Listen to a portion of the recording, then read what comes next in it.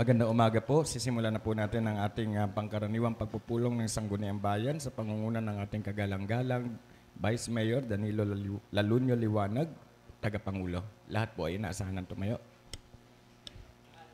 Sa pong magalang na pagbibigay-pugay po sa ating mga kagalang-galang na membro ng Sangguniang Bayan, ganoon din po sa ating mga bisita.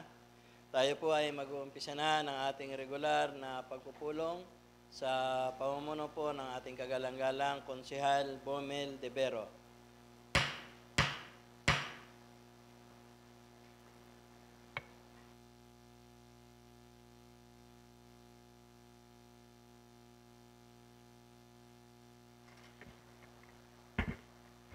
Isang magalang na umaga po sa ating lahat, sa aking mga kasamahang Sangguniang Bayan, sa ating Secretary Bong, sa ating pong tagapamuno, Vice Mayor Danilo Liwanag, sa lahat po na nakatutok sa teleradyo, sa ating pong mga kababayan, isang magalang na umaga po sa inyo lahat. Umpisan po natin ang ating pagpupulong sa isang panalangin. Sa ngalan ng Ama, ng Anak, ng Diyos, Espiritu Santo. Amen. Ama sa langit, tumating kami sa iyo ngayong araw na humihingi para sa iyong gabay, karunungan at presensya habang sinisimulan namin ang pulong na ito. Tulungan mo kaming maging makabuluhan ang pulong na ito. Magiging daan kanawan namin upang magkaroon kami ng pagkakaisa para sa ikauunlad ng pamayanan. Punaan mo kami ng iyong biyaya, Panginoong Diyos, upang sa aming paggawa ng desisyon na maaring makaapekto sa mamamayan, makita namin na sa iyo nagmumula ang lahat ng kapangyarihan mamuno dito sa daigdig. Patuloy mong ipaalaala sa amin na ang lahat ng ginagawa namin dito ngayon, ang lahat ng aming makakamit ay para sa pagtuklas ng katotohanan, para sa kabutihan ng nakararami, para sa paglilingkod sa bayan at sa bansa, at para sa kaluwalhatian mo, pagpalain mo kami, Panginoon. Inihiling namin ito sa iyo sa pamamagitan ni Jesucristo kasama ng Espiritu Santo, magpasawalang hanggan. Amen. Pambansang awit ng Pilipinas, Lupang Hinirang. Bayan, ang pambansang awit ng Pilipinas. Kayang magiliw, helas ng sinakanan, alam ng puso, sa titik mo'y buhay. Lupang hinirang, tuyag ka ng magiting, sa manlulupin, di ka pasisingil, sa nagatang tutok sa simoy at sa langit kong bagaw, ay hinatang tulad, awit sa pagkayang minamahal, ang isang ng patawad mo'y tagumpay na nag-iingin, ang bituin at araw niya kailan ang ay magtitingin. Luman ang araw ng walhagit pagsinta, buhay langit sa piling ko. Ang inigaya ng pagkay mga aking, ang mamatay ng dahil sa'yo.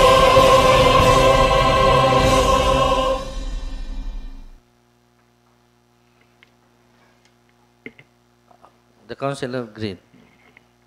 I am a Filipino councilor mandated by law and act measures in ordinance that are done to my general welfare and my constituent and their pursuit for happiness, peace, and prosperity. I believe in public service above self, as a guiding principle of my official act, and as a thread of a local legislation, may Almighty God and shall be true in my truth and the Filipino people. Good morning po.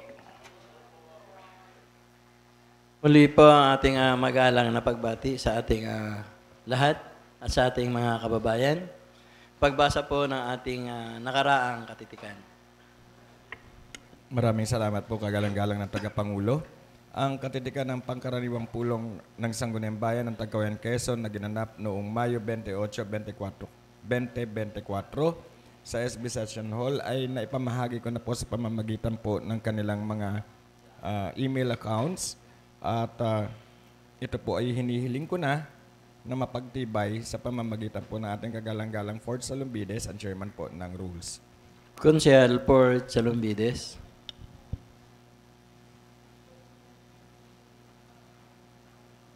Salamat po, kagalang-galang na tagapangulo. Magandang umaga po sa ating po mga kasamahan at sa ating mga mamamayan na nakasubaybay sa ating regular na pagpupulong.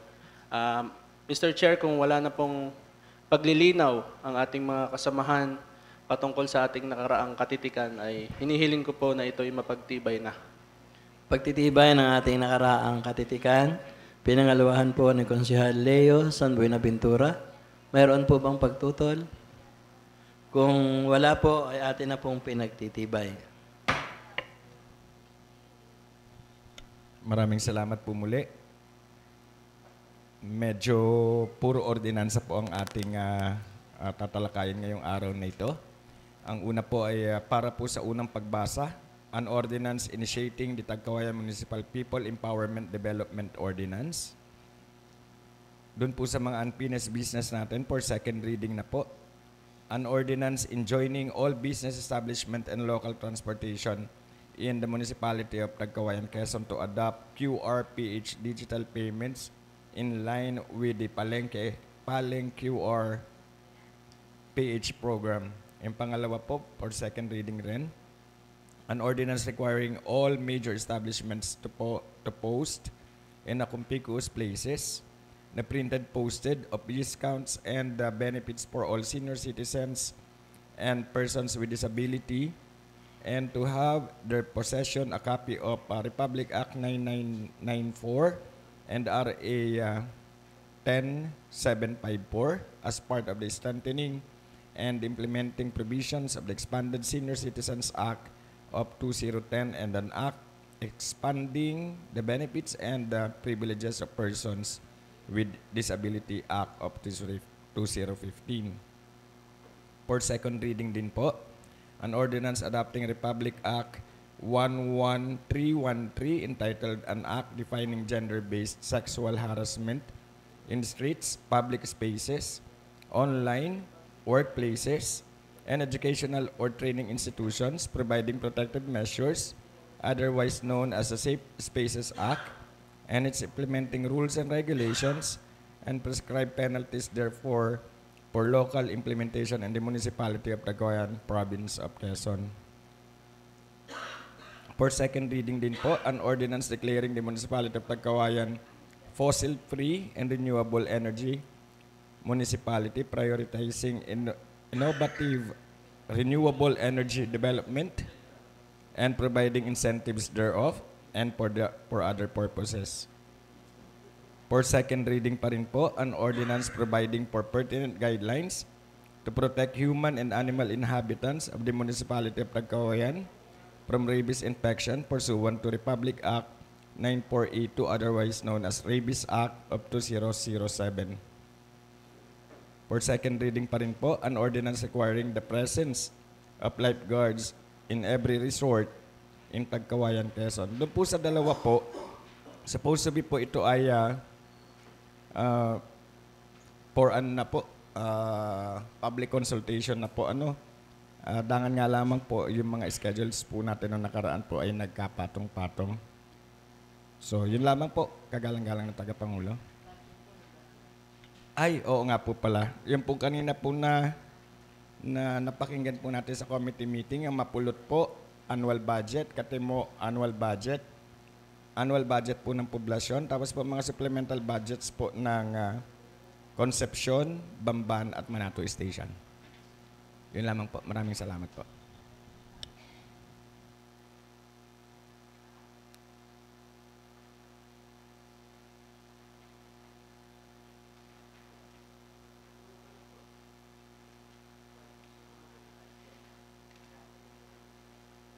Parimbong.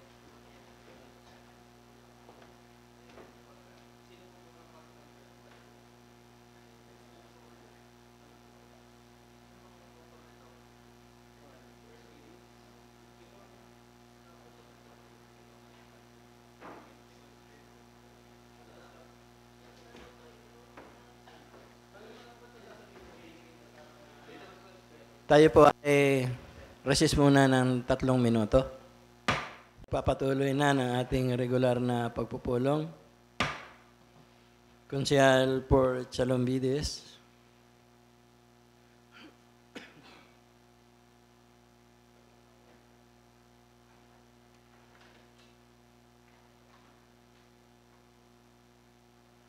Maraming salamat po, kagalang-galang na tagapangulo. Ako po ay nagpapasok para sa ikalawang pagbasa ng ating ordinansa na may pamagat na an ordinance requiring all major establishments to post in a conspicuous place the printed poster of discounts and benefits for all senior citizens and persons with disability, and to have a possession of copy of RA 9994 and RA 10754 as part of the strengthening and implementing provisions of the expanded Senior Citizens Act of 2010 and an act expanding the benefits and privileges of persons with disability Act of 2015. Mr. Chair, if I may, ito po kasing ordinansa na to ay para mas mapalawig po natin yung ating pagpapatupad ng RA 7342 na inamyendahan ng RA 9994, otherwise known as the Expanded Senior Citizens Act of 2010. Na yung mga pribilehiyo po at mga benepisyo ng ating PWD at senior citizen ay dapat itong naipapatupad ng maayos sa ating bayan, yung kanila pong 20% discount. Sa kasalukuyan po kasi ay hindi po lahat ay nakakapagbigay ng ganitong diskwento.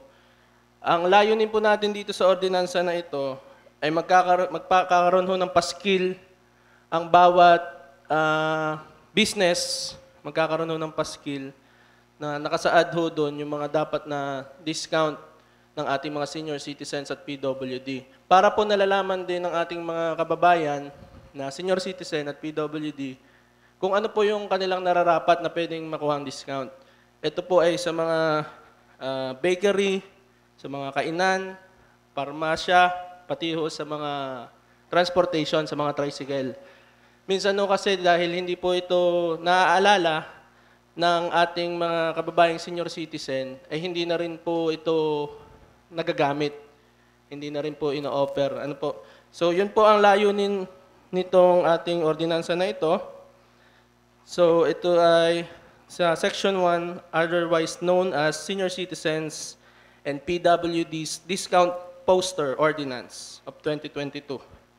So ang coverage and implementation po ay within the municipality of Tagkawayan, Quezon for hotels, lodging, restaurants, recreation centers, bakeries, hospital clinics, and drugstores. Kasama na nga po yung sa ating mga transportation. And ang nakasaad po doon sa magiging mga poster, and I quote, "This business grants 20% discount to PWDs under Section 4 of RA 10754 and senior citizens under Section 4, Paragraph A of RA 9994.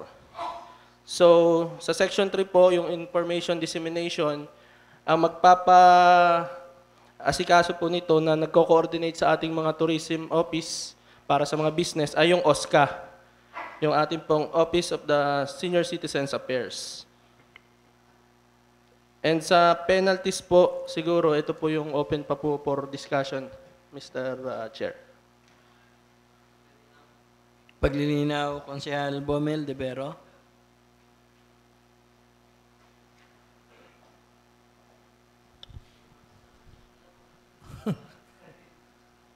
Magandang umaga po. Isa po paglilinaw sa ating chairman, saka sa ating tagapangulo. Kasi ginamit po natin yung RA 994 and RA 10754. Ito po ay pangkalahatan ng buong Pilipinas. Yes po, Mr. Ngayon, Chair. kung yung i-implement natin dito sa ating bayan, may dumating ditong ibang senior citizen, kalapit bayan natin. Mababasa yung nakalagay doon sa establishmento. Sila ba ay entitled ba sila dun sa pribilehiyo ng kagaya ng taga-Tagkawayan? Yes, Mr. Chair, if I may. Yes po, Cons Bomel. Ito nga po ay para po kumbaga magandang inisyatibo ng ating bayan for transparency purposes na kapag magpapaskil tayo ng mga chartboard, ay talagang nakikita nila na nag-aalala or hindi pinapabayaan basta-basta po ng LGU ng Tagkawayan, ang mga senior, PWD ng Tagkawayan, at maging ng iba pong bayan. Katulad po, meron na po tayong McDonald's. Pag tumigil po sila, ang mga taga-ibang bayan, makikita po nila may paalala. May paskil pong board doon na pinapaalalahanan ng LGU na dapat ang establishmento na ito ay nagbibigay ng discount. Ay, kumbaga po, ay makikita po nila na talagang hindi po basta-basta at talagang mahigpit po nating ipinapatupad yung discount and benefits po ng PWD at saka ng senior. Ay, Chairman, ang tanong ko lang po kasi, yung halimbawa, galing ka ng Del Gallego, yun ang pinakamalapit nating bayan. Siyempre, dito sa atin may discount ang bakery, may discount ang gamot. Baka samantalahin nila na dito na sila bibili, pero ang ating ordinansa ay para lang dito sa ating bayan. Yun lang ang kaklaruhin natin. Kasi kung totoo sinama natin, mas papabor yung ordinansa sa ating bayan kasi yung mamimili nila dito pupunta sa atin. Kaya lang, baka naman umangal yung mga establishmento ng mga tindahan na doon sila doon bibili ng gamot, doon bibili ng tinapay. Kung hotel, okay lang eh. Pero yung may mga kapital, parang di ko alam kung paano natin ayusin, Chairman. Ano po? Salamat po. Mr. Chair, ito naman po ay nationwide na. Kumbaga, nabanggit din naman ho ng ating Konsehal Baumel na Batas Pilipinas. Ibig sabihin no, kahit po sa Gallego, kahit sa Calawag o kung sang anong pamang bayan, ay dapat po talagang may discount po sila. Nataon lang po na dito sa atin ay mas mahigpit po nating pinapatupad at pinapaalalahanan ang ating mga business owners na ipatupad ho yung dapat na 20% discount sa ating po mga kababayan. At sabi ko nga po, kahit po taga-ibang lugar, regardless po kung saan galing, basta ho ay mamamayang Pilipino na nakasaad po sa batas, Mr. Chair, may discount din po ito.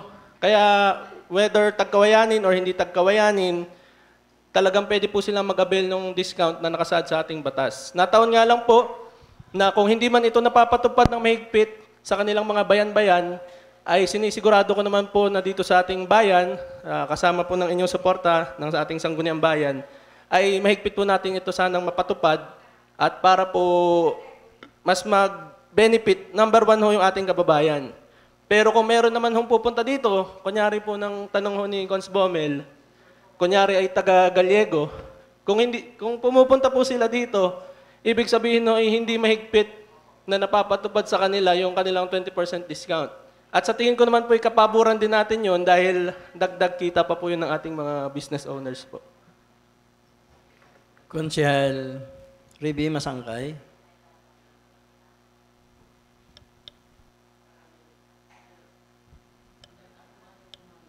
Hello, yan. Magandang umaga po sa ating lahat. Marami pong salamat sa ating pong presiding officer. Ito naman pong ating ordinansa na ating idinidiscuss ngayon ay nagsisilbing paalala lamang po. Kumbaga, kahit hindi po natin ito aproban, ay talagang ipatutupad pa rin po itong national law na ito. Kumbaga, yung sa atin po ay nagsisilbing paalala lamang sa ating mga kababayan na may mga iba't ibang major establishment. Ano po? Kaya wala po tayong magagawa dito eh. Ito po ay national law na. Kumbaga, yun sa atin, yung adoption lang po natin ay bilang pagtupad sa ating tungkulin in aid of legislation at ganun din po bilang paalala sa ating mga kababayan na may mga iba't ibang tindahan. Ano po, kung dadayuhin tayo ng mga taga-ibang bayan, maswerte tayo, dagdag income yun. Kaya lang nga po, di mababawasan naman yung maliit na tubo ng ating mga kababayan. Pero wala po tayong magagawa doon kasi yun ay national law nga po na ipinatutupad ng ating pamalaang nasyonal. Ano po, marami pong salamat. At tinatanong din po tayo na. Kaya po ito, maalala ko sa atin pong committee chairman ng DSWD. Kaya po nakapag-akda kaya po nakaisip na i-adapt natin ito ay may mga nagtanong po sa amin noon nung kami po ay dumalo ng payout ng atin pong mga kababayan na may edad 90 pataas na ang ibang establishment po dito sa ating bayan ay hindi nagpapatupad samantalang sa mga ibang bayan ay nagpapatupad. Kumbaga, parang tinitingnan ng ating mga kababayan bakit ang Sangguniang Bayan ay hindi ina-adapt yung national law na ganito. Kasi minsan po, ang sagot sa kanila ay walang ginawang adoption na ang Sangguniang Bayan ng Bayan ng Tagkawayan. Salamat po. Konsehal Joel Enriquez. Thank you, Mr. Chairman. Tanong ko lang po, paano po kung halimbawang ang isang senior citizen o PWD hindi naman binibigyan ng discount, kanino naman sila pwedeng magreklamo? Salamat po, Mr. Chair. Yes po, pwede po sila magreklamo sa Office of the Senior Citizens Affairs sa OSCA po natin. Meron pong mga ibang hanap buhay dito sa bayan ng Tagkawayan, hindi naman po sila nagpapatong ng 20%. Kung 20% naman po ang nasa batas na dapat ay ibinibigay sa mga senior citizen, paano po kaya magandang gawin dun? Sorry po, pardon. Pakiulit mo yung tanong. Meron po mga tindahan, mga establishment dito sa bayan ng Tagkawayan. Hindi naman po sila nagpapatong ng 20% dahil po yun sa kanilang mga katunggali sa hanap buhay. Kaya ang tinatanong ko lang po, paano po sila mabibigyan ng 20% discount kung hindi naman 20% yung ipinapatong nilang tubo doon sa kanilang paninda? Salamat po, Mr. Chair. Ayun na nga po, kaya po meron tayong penal clause na magpapataw po ng kaparusahan pagka naireklamo po sila. Kasi po, kunyari sa karinderya, may 100 pesos kang ulam at kanin. Sa 20% discount naman po nito, 20 lang ang mababawas. Ito naman po ay batas para sa ating mga senior citizen. Ngayon po, kung nirereklamo po nila na kaya hindi sila nagpapataw ng 20% ay dahil hindi nagpapataw yung kanilang mga katunggali, ay doon nga po papasok yung ating penal clause na kapag hindi po sumunod sa batas, ay talagang magmumulta po. Hindi po ba mas nakakaawa naman yung mga manininda? Isipin nyo, hindi na sila nagpatong ng 20%, irereklamo pa sila dahil hindi sila nagbigay ng 20%. Yes po, pero ito po ay batas nasyonal. At whether we like it or not, ay talagang masakit ho dahil ito ay batas. Ano po? At sa tingin ko naman, hindi po sila maapektuhan ng 20% na discount dahil ito naman po ay para sa senior. Ano po? Sa tingin ko naman po ay kawawa din naman ho yung senior kung yung dapat na pribilehiyo nila ay hindi naman nabibigay sa kanila. At sa tingin ko po ito ay maiintindihan ng ating mga business owner. Tulad nga po ng sinabi ni Konsehala Reby, at salamat po. Whether ipasa natin ito o hindi, ito po ay batas na dapat ginagawa na. Ang atin lang pong gagawin ay pagpapaalala na sa tingin ko po ay kapaboran pa nga ito sa mga business owner natin dahil pinapaalala na natin na maayos. Kasi kahit po hindi natin ito makapasa ngayong araw at nakatapat ho ng isang customer na senior citizen na marunong sa batas na hindi nabigyan ng discount, sa tingin ko ho ay mas magugulat pa sila kapag naireklamo pa sila sa mas mataas pang ahensya ng ating bayan. Whereas kung dito ho sa atin, kaya nga po tayo may mga poster, yun po yung ordinansa naman patungkol sa poster, na nagpapaalala lang na may 20% discount yung ating mga senior citizen, PWD. Konsehal Bomel De Vero.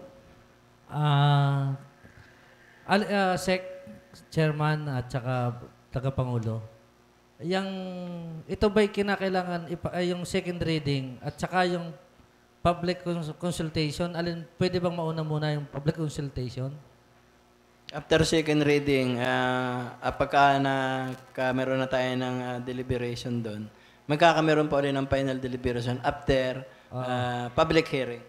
Kasi pagka itong ordinance natin nagawa, kahit wala tayong paskil ang mga tindahan, Kasi naka-live tayo sa teleradyo. I-claim na nila to ng mga senior. Di ba ga? I-claim na nila to eh. Dahil nakilig na nila dito sa atin. Now, ay wala pa tayong kinukonsulta ng mga manininda natin.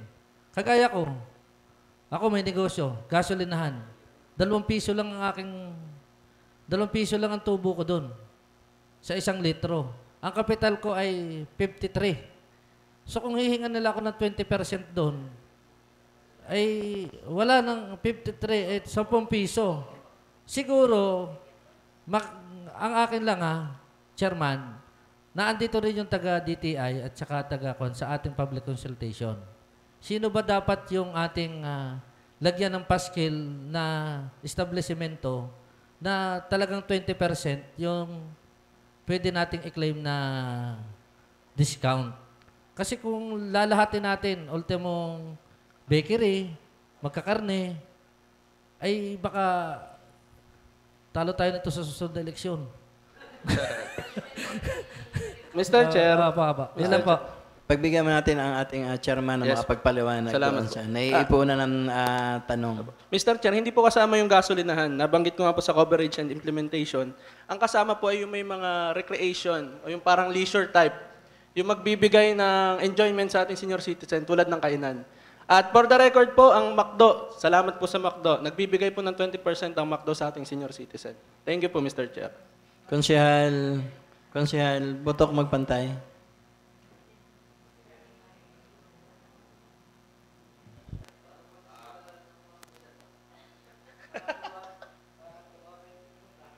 Iba to ano?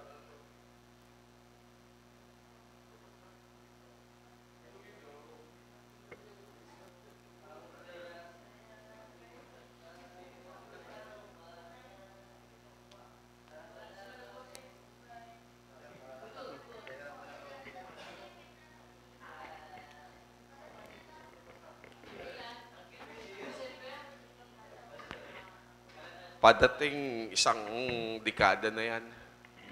Mr. Chair, sa atin pong committee chair, dapat, ang pagkakalam ko, mayroon saklaw yung 20%. Hindi naman lahat binibigyan ng 30%. Siguro yung mga sinihan, yung mga basic services ang binibigyan, kagaya ng mga butika. Pero sa grocery, nagbibigay. Hindi rin. Pero pagkain, nagbibigay. Pero dapat doon sa pagkain, nakadefine kung hanggang magkanong amount. Ano po, kagaya nung siya sabi ni Cons Joel kanina, bibili ng ulam sa karinderya. 50 pesos ang isang takal, 20%, edi 40. Bibili ako ng banana Q, 10 piso, 8 sa senior. So, alam ko naman po na well-defined yung paki-explain lang kung hanggang saan po yung ang dapat mabigyan ng paskil. Kasi hindi naman lahat kailangan bigyan ng paskil ng mga business owners natin. Kagaya ng mga maliliit na karinderya, yung malalaki lang. Kagaya ng mga butika, yan, number 1 yan. Yung mga restaurant, binibigyan niya. Yung malalaking restaurant, pero yung sa karinderya, wala naman po yun. Kung hindi ako nagkakamali. Yun lang, Mr. Chair. Salamat po, Mr. Chair. Yes po, nakasaad naman po dito yung mga specific. Ang nakasaad po talaga ay yung mga, yun nga po, yung mga recreational centers. Kung may sinihan, wala naman po tayong sinihan, pero sa ibang bayan, talaga nagbibigay sila ng discount sa mga sinihan. Tsaka po yung mga major establishment. Marami na po tayong major establishment. Goldilocks, McDonald's, at may mga susunod pa pong mga parating. Pero yung mga grocery po, yung mga commodities, mga bigas, asukal, etc., hindi po kasama yun. Ito po ay yung para po sa mga pagbibigay ng leisure o enjoyment na pwede hong mapakinabangan ng ating mga senior citizen na nakapasok ko sa kanilang mga pribilehyo. Ano po? Tulad doon ng pagkain, na nagse-celebrate si nanay ng ating 90th birthday, pupunta po siya sa McDonald's or kung saan mang major establishment ito, avail po 20% discount. Mag-i-staycation ho sila sa ating, anong hotel natin? Sa ating mga hotel. Sa Rads or kung saan naman, 20% discount. At saka, yun naman po, sabi nga po, hindi naman po kasama yung mga gasolinahan dahil ito po ay hindi naman for leisure, ano. At saka, ayun po, hospital, dapat naman po talaga meron. Tsaka yung mga bakery, katulad nga po dahil po yun sa mga cake. Konsehala Rebe Masangkay.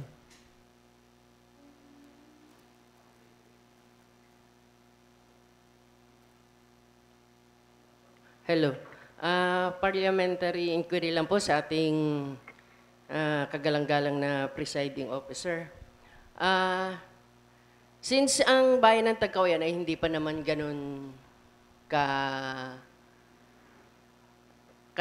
yung kaunlad na maunlad na. Hindi kagaya ng Lucena, Gumaca, Naga City. Ano po? Ang naintindihan ko yung mga kasamahan ko at kahit ako din po ay nababahala din.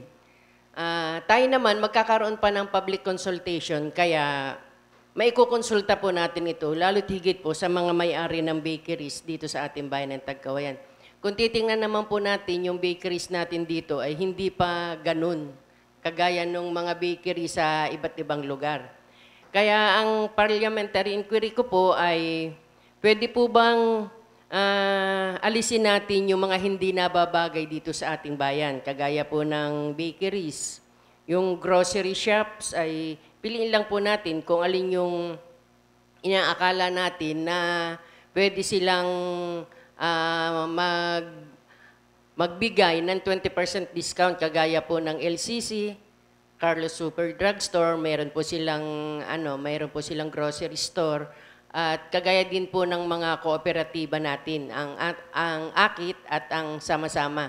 Pero pagdating po doon sa maliliit na grocery shops ay baka questionable pa kung talagang makakapagbigay sila ng 20%.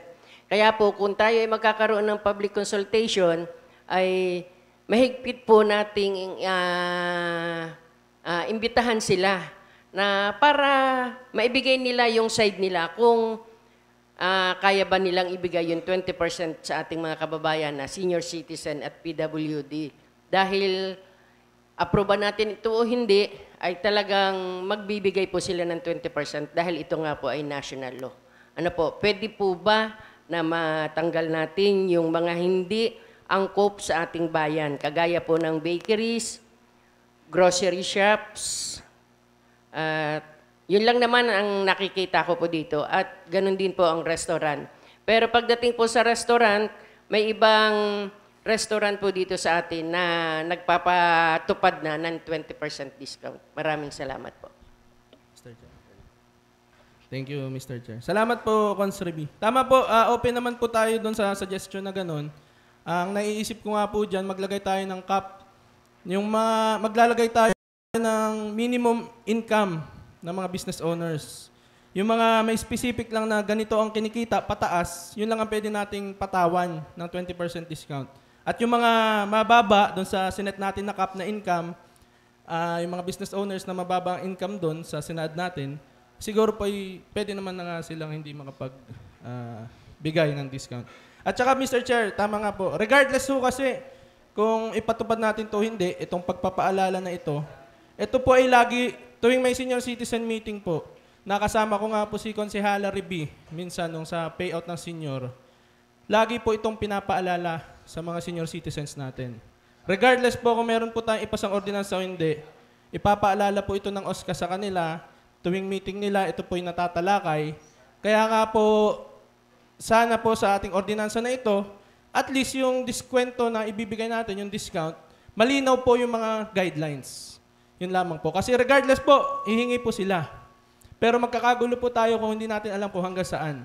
Kaya siguro po itong pag-uusap natin na ito, maiset natin yung standard, maiset natin yung guidelines para alam natin kung kailan at hanggang saan magbibigay ng senior citizen discount at PWD discount. Konsehal Leo San Benaventura. Maraming salamat po, Mr. Chair. para po sa ating kagalang-galang na author ng ordinance. Tanong ko lang po, paglilinaw lamang, syempre po, ang ating ina-approve na ordinance ngayon ay pagpapaalala ng discount. So, meaning to say, halimbawa po ako, senior citizen or PWD, kailangan ko mag-present ng ID sa isang major establishment para katunayan na, syempre, na PWD ka or senior citizen. Nakasaad po ba sa ating batas na kailangan dala po talaga yung ID? Yes po. Thank you po. Yes po. Parliamentary inquiry po, baka pwede rin naman kasi hindi naman natin maiwasan, especially yung mga senior citizen, malimutan na makapagdala ng ID to prove na sila ay senior citizen na ano po. May mga ganong case. Pwede po ba yun na magkaroon tayo ng exemption dito sa ating bayan na halimbawa, malimutan na isang senior citizen na makapagdala ng ID na kailangan nila?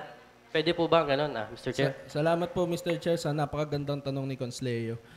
Marami na po kaming nakausap tungkol sa ganitong pagkakataon na minsan, hindi nadadala ng senior yung kanilang ID kaya hindi nabigyan ng discount. Minsan naman, may sakit yung, kunyari, may sakit, example ho, may sakit yung senior citizen, hindi siya talaga makakalabas. Nagbigay ho siya ng ID sa kanyang mauutusan, nag-utos siya na bumili sa kung saan, kunyari. Siguro po, pwede tayong magpataw ng exemption sa mga PWD na senior citizen pa. Yung mga unable, physically unable na bumili sa ganitong tindahan, yun po siguro. Pero yung healthy pa naman na senior citizen na siya nga mismo yung pumunta kunyari sa isang kainan, nalimutan lang yung ID niya, sa tingin ko po ay hindi po dapat natin payagan dahil marami po kasi ang magkiklaim din ng ganun. Ang senior citizen naman po ay nagsisimula sa 60 years old. Minsan no, yung mga 60, itsurahin mga 50 pa mga kumbaga bata pa. Kaya mahirap, kailangan ho talaga nating ng identification. At least para po maayos nating maibigay yung discount. Thank you, Mr. Chair. Konsehala Josie Wagan.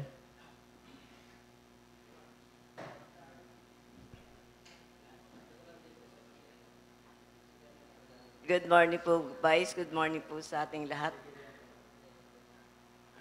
Good morning po, Vice. Sa ating pong committee chair, may paglilinaw lang po ako. Kasi po pag PWD, person with disability, ano po. Pero may mga tao po na hindi po nila nalalaman kung ano ba talaga ang hangganan o hanggang saan kalawak ang kahulugan nito. Kasi po, di po ba ang pagkakaalam po nila ay doon lang sa pilay, bingi, mga ganon, ano po. Pero may mga aspeto po na hindi lang para sa kanila. Ito po yung mga hindi senior na nagkaroon po ng matitinding operasyon, di po ba? Yung natatapyasan po ang parte ng katawan. So yun po ay hindi alam ng iba, pero meron din po nakakaalam.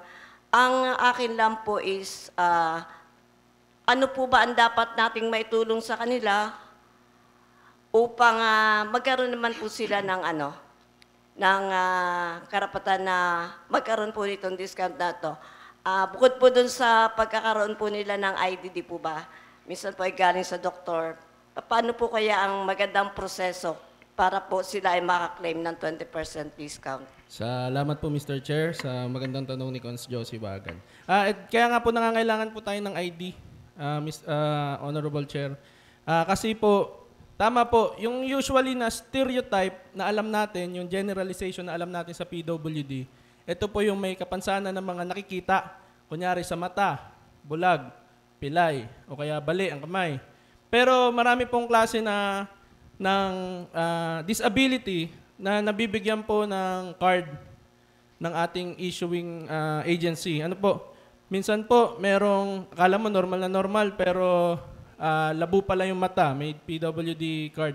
Kaya nga po, sa katanungan po, Mr. Chair, ng ating kagalang-galang na Konsehal Wagan, dapat po may ID para po alam kung sino po yung mga dapat bigyan. At ito naman po ay sinusuportahan ng ating MSWDO kung sino yung mga pwedeng mag-avail. Na bukod pa po doon, ay di pag naglagay na nga po tayo ng paalala, ay di mas makikater po yung dapat na diskwento ng ating PWD tsaka senior citizen. And Mr. Chair, maidagdag ko lang din nga po sa katanungan po kanina ni Cons Leo. Salamat po, Cons Bomel. Yung ID pala po din ang kailangan dahil yung pala po yung may mga number. So, yun po yung kinukuha nila sa mga establishment pag nakuha po sila ng discount. Kaya talagang kailangan po yung PWD at Senior Citizen ID. Konsehal Joel Enriquez. Paalala lang po sa ating mga kagawad, sa ating mga konsehal, na ang tinatakbo po ng ating ordinansa sa ikalawang pagbasa ay to posting. Hindi po yung mga requirements kung paano ito maaabil. Kasi yun po ay batas nasyonal na. Ang atin lamang pong gustong ikatig ng ating chairman ng ordinansa ay to post. Maipaalaala sa lahat ng major establishment. Opo. Para po malinaw lang. Konsehal Joel Enriquez. Thank you, Mr. Chair.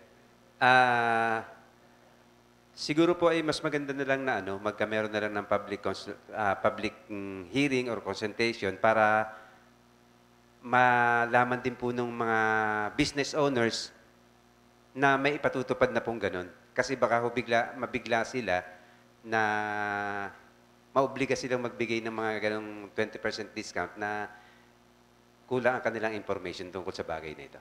Ano po? Yun lamang po, Mr. Chair. Thank you po. Thank you, Mr. Chair. Thank you po, Cons Joel. Yes po, yun naman po ay kung papalarin na makakalusot sa ating second reading, ito naman po ay talagang tatalakayit pa natin. At ako naman po, at kayo, bilang tayo po isang gunian, ay open po sa suggestion ng ating mga kapartner sa business owners, sa mga senior citizen, PWD. Dahil alam ko naman po na may mga limitasyon. Sabi ko nga po, may limitasyon yung kung hanggang saan natin pwedeng magbigay ng discount at kung hanggang magkano ang pwedeng ibigay na discount. Kaya sana po sa magiging public consultation natin na makadalo po ang lahat ay matatalakay po natin yung standard. Magsaset po tayo ng limit sa mga business owner na kung hanggang saan lang yung may mga ganitong kita, sila lang yung pwedeng magbigay ng 20% discount. At yung bababa po sa isaset natin na limit na income ng isang business ay yun po siguro yung mga hindi naman required. At sa request na rin po ng ating konsehala Reby ay magkaroon ho ng mga revision. Noted po. Salamat po. Matapos po ang ating ikalawang pagbasa at paglilinaw ni na Konsehal Bomel, Konsehal Reby tungkol doon sa mga kung sino ang magpapaskil o puposteran ng paalaala. Ganon din ang matapos ang paglilinaw ni Konsehal Joel Enriquez para sa penal clause. At ganon din sa follow-up na paglilinaw ni Konsehal Bomel at Konsehal Boto kung pantay kung mga ano-anong establishment. Atin pong ikalawang pagbasa ay malinaw na na-deliberate ng ating chairman para sa pagtatakda ng public consultation.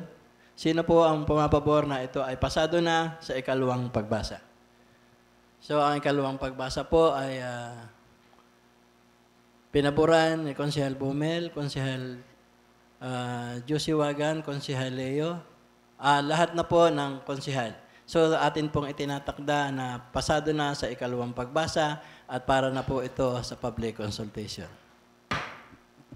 Maraming salamat po, Mr. Chair, at ang aking mga kasamahan sa Sangguniang Bayan. Nawa po ay mas maibalangkas natin ito ng mas perpekto para sa ating mga mamamayan na senior citizen dito po sa ating bayan. Maraming salamat po. Magandang umaga po.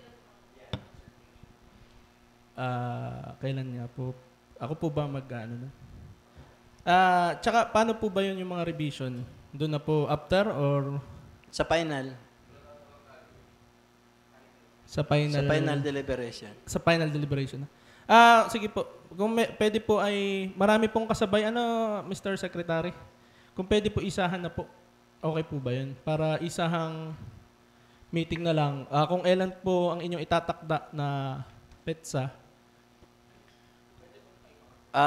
Base sa ating karanasan sa mga pagpapasa, lalo na marami ang medyo conflict ay medyo ang isang ordinansa ay matagal.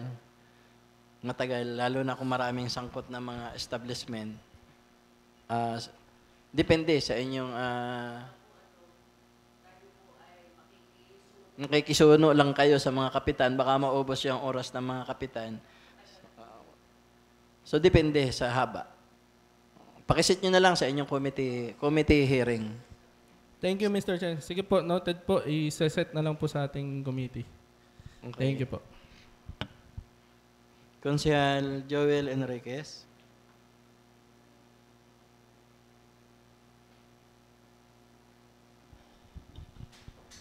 Thank you po, Mr. Chair.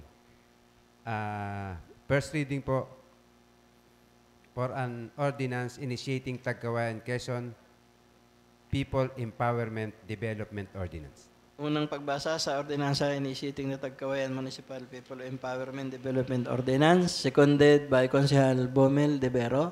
Meron po bang pagtutol?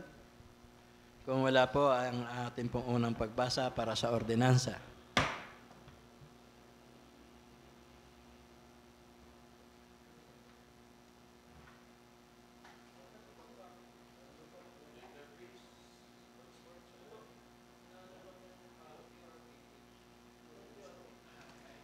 Dalawang minuto po uling recess.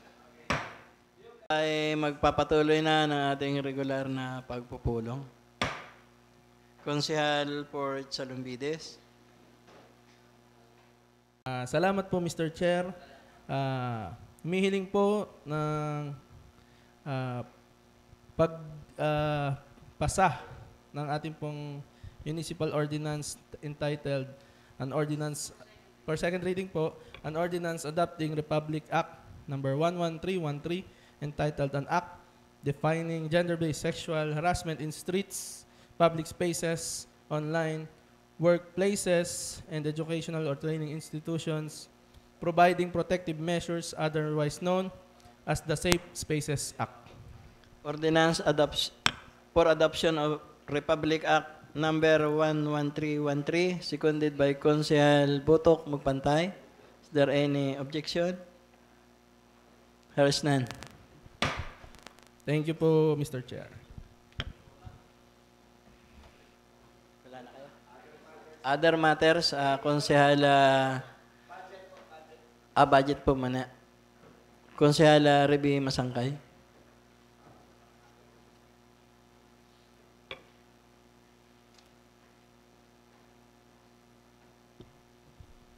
Maraming salamat po sa pagkilala. Magandang umaga po muli sa ating lahat. Kahilingan po sa ating sa Sangguniang Bayan na mapagtibay ang annual budget at ito naman po ay dumaan na sa masusing pagre-review ng Local Finance Committee at ganun din po na Sangguniang Bayan kaninang umaga bago po tayo mag-session.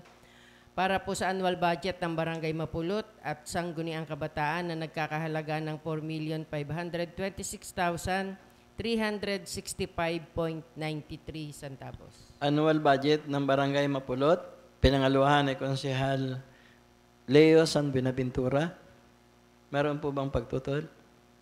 Kung wala po ay atin na pong pinagtitibay. Salamat po. Ganun din po ang annual budget ng Barangay Katimo na nagkakahalaga ng 3,436,429.28 centavos kasama po ang budget ng Sangguniang Kabataan para po sa taong kasalukuyan. Annual budget ng Barangay Katimo, pinangaluhan ay Konsehal SK Angela Salumbides. Meron po bang pagtutol? Kung wala po ay atin na din pong pinagtitibay.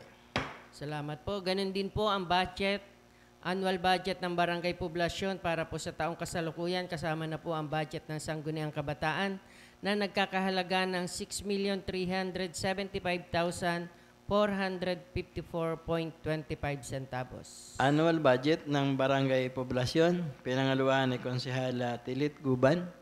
Mayroon po bang pagtutol? Kung wala po ay atin na din pong pinagtitibay. Para naman po sa supplemental budget number 1, para po sa taong kasalukuyan ng Barangay Concepcion na nagkakahalaga ng 196,497.56 centavos. Supplemental budget ng Barangay Concepcion, pinangaluhan ni Konsehal Butok Magpantay. Meron po bang pagtutol? Kung wala po ay atin din pong pinagtitibay. Salamat po. Supplemental budget number 1 ng Barangay Bamban para po sa taong kasalukuyan na nagkakahalaga ng 279,285 pesos point 51 centavos. Bamban Supplemental Budget, pinangaluhan ni Konsehala Josie Wagan. Meron po bang pagtutol? Kung wala po ay atin natin pong pinagtitibay. Para po sa supplemental budget number 1 ng Barangay Manato Station para po sa taong kasalukuyan na nagkakahalaga po ng 157,800.16 centavos. Manato Station Supplemental Budget, pinangaluhan po ni Konsehal Butok Magpantay. Meron po bang pagtutol? Kung wala po ay atin pong pinagtitibay. Maraming salamat po. Konsehala Josie Wagan.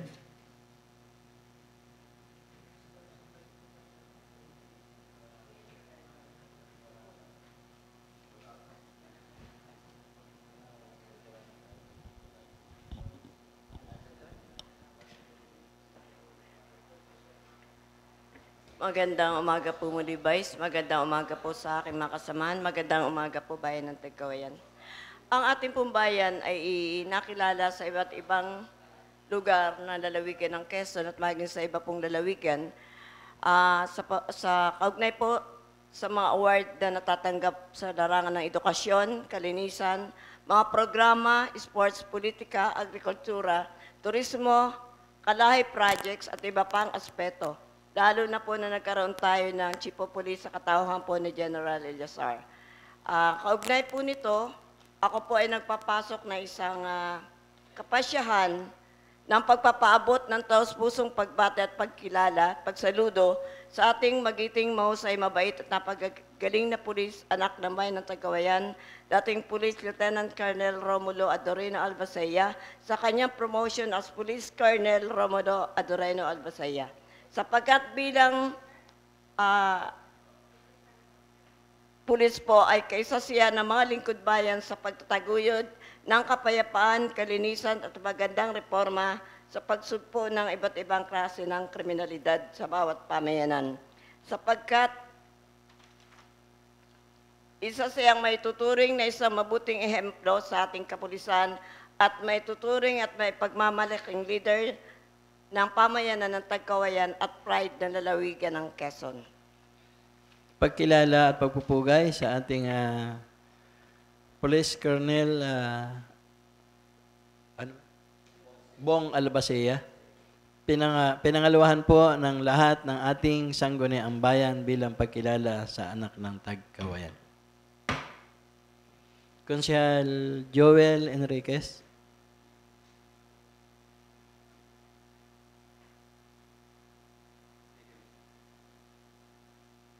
Sige po, Mr. Chair. Kahilingan lamang po sa ating mahal na mayor kay Mayor Carlo Eliazar na sana po madagdagan naman ang ating mga anti-rabies na bakuna dito sa bayan ng Tagkawayan. Dahil nung isang linggo, humiling na ang ating mahal na Konsel Butok Magbantay. Hanggang ngayon naman wala pang dumarating. Baka sakaling as soon as possible ay makapag-release na ng additional budget man lang dito sa mga panturok na ito. Ang dami na hong nakakagat ng aso dito sa bayan ng Tagkawayan. Baka maubusan na rin tayo ng anti-rabies. Kaya kung maaari naman ay umaksyon na. Yun lamang po. Kahilingan po para sa ating minamahal na punong bayan. Pinangaluhan po ni Konsehal Botok Magpantay, Konsehal Leo San Buenaventura, Konsehal Josie Wagan. Pinangaluhan po ng lahat ng sangguniang bayan. Budget ang umaayaw, delikado kayo. Konsehal Bomel de Vero.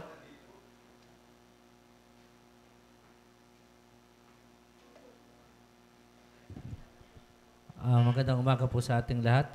Ako po yung nagpapasok ng isang pakikiramay sa namayapa nating isang lingkod bayan o lingkod probinsya na si Bong Talabong. Na ginawa po niya ang lahat ng kanyang magagawa para makapaglingkod sa kapwa, sa bayan at sa Diyos. Lang po. Pakikiramay at pagkilala sa ating kasamahang lingkod bayan mula sa Segunda Distrito, Bukal, Bong Talabong. Bong Talabong. Pinangaluhan po ng lahat ng Sangguniang Bayan ang pagpapadala ng pakikiramay sa buong pamilya. Marami pong salamat. Hindi ko alam pa. Pinag-usapan pa.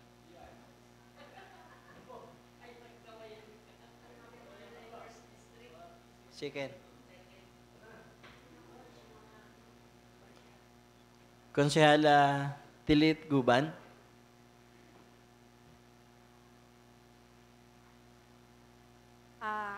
Magandang umaga po sa atin lahat. Ako po yung humihiling na maimbitahan, yun pong ating business permit officer, si Ma'am Rachel Hernandez at si Ma'am Adele Lamina sa session pong gaganapin po sa Webes, June 6, para po matugunan yung mga katanungan po ng ating mga kababayan, yung pong maliliit nating mga may tindahan at may hanap buhay po. Pag-iimbita po sa pamamagitan po ng ating punong bayan para sa BPLO at kay Mrs. Lamina. Salamat po. Pinangaluhan po ni Konsehal Butok Magpantay, konsehal ng lahat po ng Sangguniang Bayan. June 6.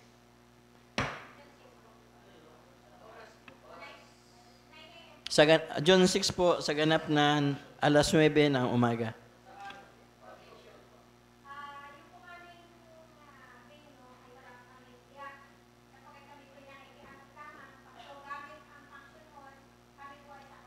So within the vicinity of Cover Court or Function Hall, malapit naman paghanapan. Pag wala sa Function Hall, nasa ano?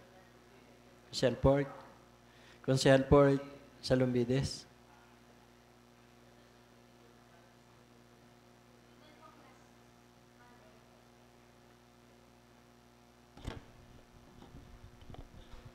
Maraming salamat po, kagalang-galang na tagapangulo.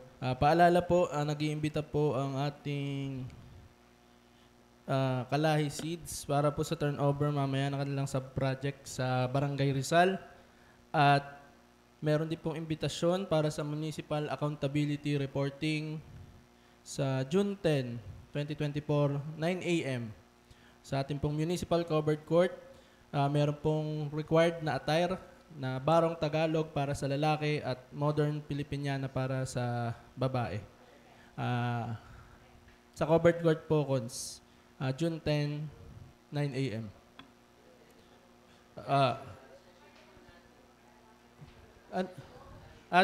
Doon na po. Sige. Ito po ay accountability reporting. Sino pong... Kalahi din po. Kalahi. Okay. Pwede naman po ata.